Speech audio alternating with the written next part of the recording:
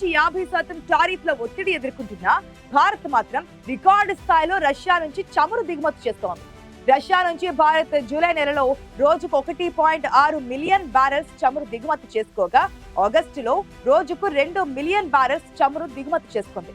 భారత్ చమురు దిగుమతుల్లో రష్యా వాటా 38%గా ఉంది. దీంతో రష్యాను భారత్ కు అతిపెద్ద చమురు సరఫరాదారుగా నిలిచింది. అయితే భారత్ రిఫైనరీలు రష్యన్ చమురును శుద్ధి చేసి మళ్లీ అమ్మడం ద్వారా $16 బిలియన్ అదనపు ఆదాయాన్ని ఆర్జించిందని America treasury secretary Scott Bessent ఆరోపించారు. ట్రంప్ హెచ్చరించినా భారత్ ఏమాత్రం వినకుండా రష్యా నుంచి పెద్ద మొత్తంలో దిగుమతి చేసుకోవడాన్ని అమెరికా ఎలా చూస్తోంది?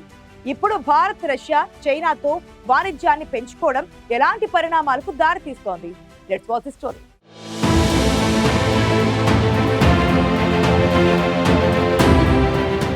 2022లో రష్యా ఉక్రెయిన్ యుద్ధం ప్రారంభమైనప్పటి నుంచి భారత్ రష్యా నుంచి చమురు దిగుమతులను భారీగా పెంచింది. యుద్ధానికి ముందు రష్యన్ చమురు భారత్ దిగుమతులలో 0.2% మాత్రమే ఉండగా 2023 నాటికి ఇది 35 నుంచి 40%కి చేరింది. ఈ ఏడాది ఆగస్టులో రష్యన్ చమురు దిగుమతులు రోజుకు 20 లక్షల బ్యారెల్స్కు చేరింది. ఇరాక్ నుంచి 9 లక్షల బ్యారెల్స్, సౌదీ అరేబియా నుంచి 7 లక్షల బ్యారెల్స్ చమురును కొనుగోలు చేస్తుంటే రష్యా నుంచి భారీ మొత్తంలో దిగుమతి చేసుకుంటోంది. ఉక్రెయిన్తో యుద్ధం ప్రారంభమైన తర్వాత రష్యా తన చమురును డిస్కౌంట్లో అందిస్తోంది. దీంతో భారత్ రష్యా నుంచి దిగుమతులను పెంచుకుంటోంది. రష్యన్ చమురు G7 ధర బ్యారెల్కు $60 కంటే తక్కువ ధరకే లభ్యమవుతోంది. దీంతో భారత రిఫైనరీలు, రిలయన్స్ ఇండస్ట్రీస్, నయారా ఎనర్జీ వంటి సంస్థలు ఈ తక్కువ ధరల చమురును శుద్ధి చేసి ఐరోపా, ఇతర ప్రాంతాలకు డీజిల్ వంటి ఉత్పత్తులను దిగుమతి చేస్తున్నాయి. ఈ తక్కువ ధరల చమురును శుద్ధి చేసి ఐరోపా, ఇతర ప్రాంతాలకు డీజిల్ వంటి ఉత్పత్తులను ఎగుమతి చేస్తున్నాయి. దీనివల్ల 2025లో సుమారు $3.8 బిలియన్ ఆదా చేశాయి. రష్యా ఉక్రెయిన్ యుద్ధాన్ని ముగించాలని ప్రయత్నిస్తున్న ట్రంప్ భారత్పై ఒత్తిడి తీసుకువస్తున్నారు. ఇప్పటికే రష్యాపై ఆంక్షలు విధించారు. అంతేకాక రష్యాకు చమురు కొనుగోళ్ల ద్వారా ఆదాయం వస్తోందని ఆరోపిస్తూ భారత్పై టారిఫ్లు విధించారు.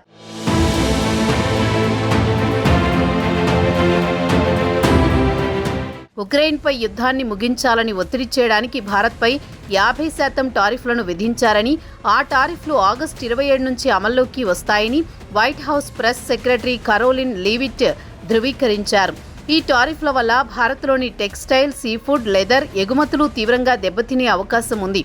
భారత రిఫైనరీలు రష్యన్ చమురును శుద్ధి చేసి ఎగుమతి చేయడం ద్వారా $16 బిలియన్ అదనపు లాభాలు ఆర్జించాయని America treasury secretary Scott Bessent ఆరోపించారు. దీనిని ప్రాఫిటీరింగ్ అని విమర్శించారు. భారత్ రష్యన్ చమురును కొనుగోలు చేసి ఉక్రెయిన్లో రష్యన్ యుద్ధ యంత్రాంగానికి మద్దతు ఇస్తోందని ట్రంప్ ఆరోపించారు. ట్రంప్ నుంచి ఒత్తిడి ఉన్నప్పటికీ భారత్ రష్యా, చైనాతో దౌత్యపరమైన వాణిజ్య సంబంధాలను బలోపేతం చేస్తోంది. ఇటీవల రష్యన్ అధ్యక్షుడు పుతిన్ మోదీతో ఫోన్ చేసి మాట్లాడారు. ఈ ఫోన్ కాల్లో వీరిద్దరూ ఉక్రెయిన్ యుద్ధంపై చర్చించారు. ఇక భారత్కు రష్యన్ మార్కెట్ తెరిచి ఉందని, అమెరికా మార్కెట్లో ఎగుమతులకు సంబంధించి ఇబ్బందులు ఎదురైతే రష్యా సహకరిస్తుందని రష్యన్ రాయబారి రోమన్ బబుష్కిన్ పేర్కొన్నారు. చైనాతో కూడా భారత్ బ్రిక్స్ సమావేశాల ద్వారా వాణిజ్య సంబంధాలను బలపరుచుకుంటోంది. ఇది అమెరికా ఒత్తిడికి వ్యతిరేకంగా ఒక బ్యాలెన్సింగ్ వ్యూహమని విశ్లేషకులు చెబుతున్నారు.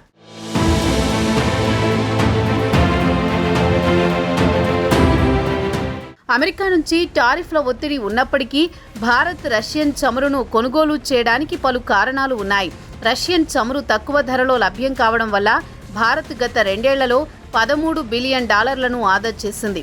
ఇది దేశీయ ఇంధన ధరలను స్థిరంగా ఉంచడానికి, ద్రవ్యోల్బణాన్ని నియంత్రించడానికి సహాయపడింది. భారత రిఫైనరీలు రష్యన్ చమురు గుణాలకు అనుగుణంగా రూపొందించబడ్డాయి. వీటిని మధ్యప్రాచ్య చమురుతో భర్తీ చేయడం కష్టం. రష్యన్ చమురును ఆపితే భారత్ చమురు దిగుమతి బిల్ సంవత్సరానికి $9 నుంచి $11 బిలియన్ పెరిగే అవకాశం ఉంది.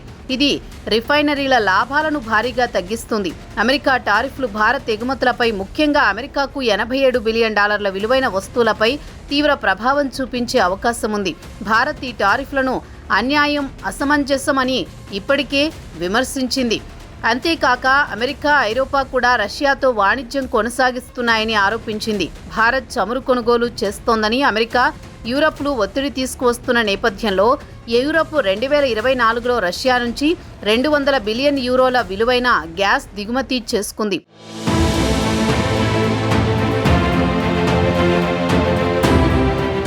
అమెరికా భారీగా టారిఫ్లు విధిస్తోంది.